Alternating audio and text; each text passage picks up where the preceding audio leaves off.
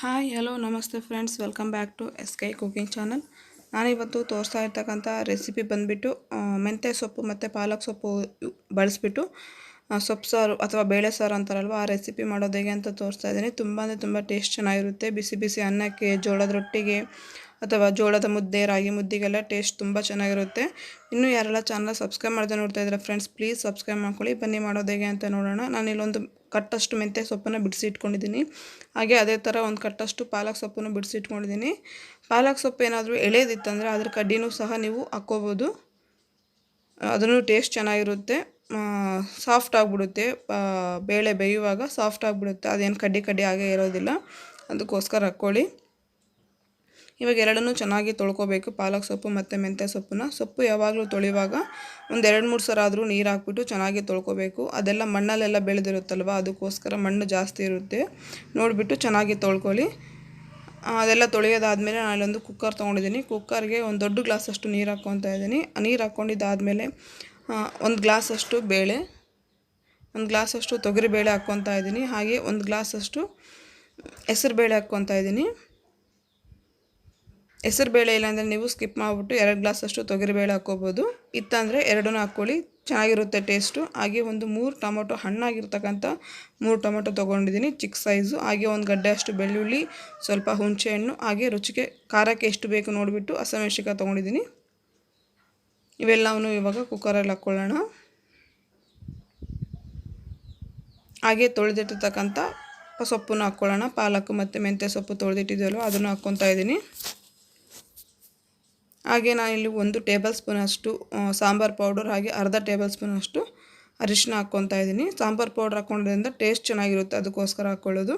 ಹಾಗೆ ರುಚಿಗೆ ತಕ್ಕಷ್ಟು ಉಪ್ಪು ಸ್ವಲ್ಪ ಹಾಕ್ಕೊಳ್ಳಿ. ಆಮೇಲೆ ಮತ್ತು ಸಾರು ಎಲ್ಲ ಆದಮೇಲೆ ಮತ್ತೆ ನೋಡ್ಬಿಟ್ಟು ಹಾಕ್ಕೋಬೋದು. ಹಾಗೆ ಇಲ್ಲಿ ನಾನು ಕರಿಬೇವು ಹಾಕ್ಕೊತಾ ಇದ್ದೀನಿ. ನಿಮ್ಮ ಹತ್ರ ಹಸಿ ಕರಿಬೇವು ಇದ್ದರೆ ಹಸಿ ಕರಿಬೇವು, ಕೊತ್ತಂಬರಿನೂ ಹಾಕ್ಕೋಬೋದು. ಅದನ್ನು ಟೇಸ್ಟು ತುಂಬ ಚೆನ್ನಾಗಿರುತ್ತೆ. ಇವಾಗ ಇದನ್ನು ಕುಕ್ಕರ್ ಮುಚ್ಚಳ ಮುಚ್ಚಿಬಿಟ್ಟು 3 ವಿಸಿಲ್ ಬರಬೇಕು. 3 ವಿಸಿಲ್ ಬಂದರೆ ಕರೆಕ್ಟಾಗಿರುತ್ತೆ. ನೀವು 4 ವಿಸಿಲ್ ಬಿಟ್ಬಿಟ್ಟಂದ್ರೆಗಿನ ಏನಾಗುತ್ತೆ ಅಂದರೆ ಎಲ್ಲ ಗಟ್ಟಿ ಆಗಿಬಿಡುತ್ತೆ, ನೀರಿನ ಅಂಶ ಏನೂ ಇರೋದಿಲ್ಲ ಅದರಲ್ಲಿ. ಅದಕ್ಕೋಸ್ಕರ ಕರೆಕ್ಟಾಗಿ 3 ವಿಸಿಲ್ ಹಾಕ್ಸ್ಕೊಳ್ಳಿ.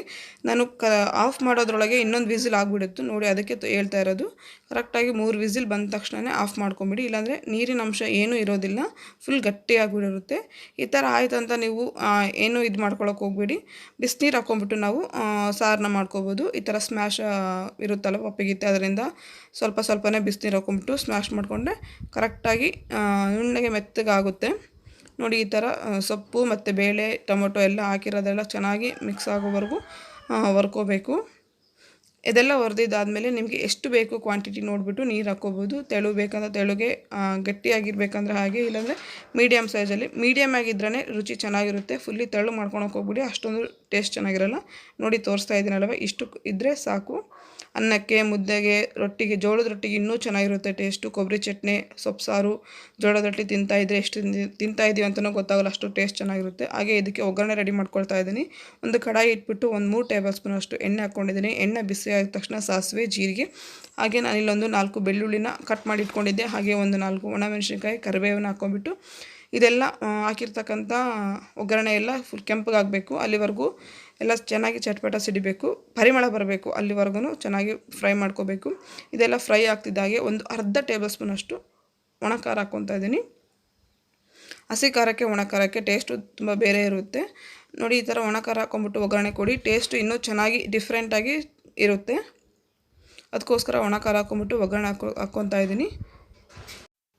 ನೀವು ಈ ರೆಸಿಪಿನ ಮನೆಯಲ್ಲಿ ಟ್ರೈ ಮಾಡಿ, ಖಂಡಿತವಾಗಿಯೂ ಇಷ್ಟಪಡ್ತೀರಾ. ಈ ಥರ ಒಳ್ಳೆ ರೆಸಿಪಿಗಳು ಬೇಕಂದರೆ ನಮ್ಮ ಚಾನಲ್ನ ಸಬ್ಸ್ಕ್ರೈಬ್ ಮಾಡ್ಕೊಳ್ಳಿ. ಹಾಗೆ ಲೈಕ್ ಮಾಡಿ. ಲೈಕ್ ಮಾಡೋದ್ರಿಂದ ಯೂಟ್ಯೂಬರು ನಮ್ಮ ರೆಸಿಪಿನ ತುಂಬ ಜನಕ್ಕೆ ಶೇರ್ ಮಾಡ್ತಾರೆ. ಅದಕ್ಕೋಸ್ಕರ ಫ್ರೆಂಡ್ಸ್ ಪ್ಲೀಸ್ ಲೈಕ್ ಮಾಡಿ. ಹಾಗೆ ನಿಮ್ಮ ಫ್ಯಾಮಿಲಿ, ಫ್ರೆಂಡ್ಸ್, ಮೆಂಬರ್ಸ್ಗೆಲ್ಲ ವೀಡಿಯೋನ ಶೇರ್ ಮಾಡಿ. ಮತ್ತು ಯಾರಾದರೂ ಚಾನಲ್ ಸಬ್ಸ್ಕ್ರೈಬ್ ಮಾಡದೆ ನೋಡ್ತಾ ಇದ್ದಾರೆ ಫ್ರೆಂಡ್ಸ್, ಪ್ಲೀಸ್ ಸಬ್ಸ್ಕ್ರೈಬ್ ಮಾಡ್ಕೊಳ್ಳಿ. ಮತ್ತು ಮುಂದಿನ ವೀಡಿಯೋದಲ್ಲಿ ಸಿಗೋಣ. ಅಲ್ಲಿವರೆಗೂ ನಮಸ್ಕಾರ ಫ್ರೆಂಡ್ಸ್.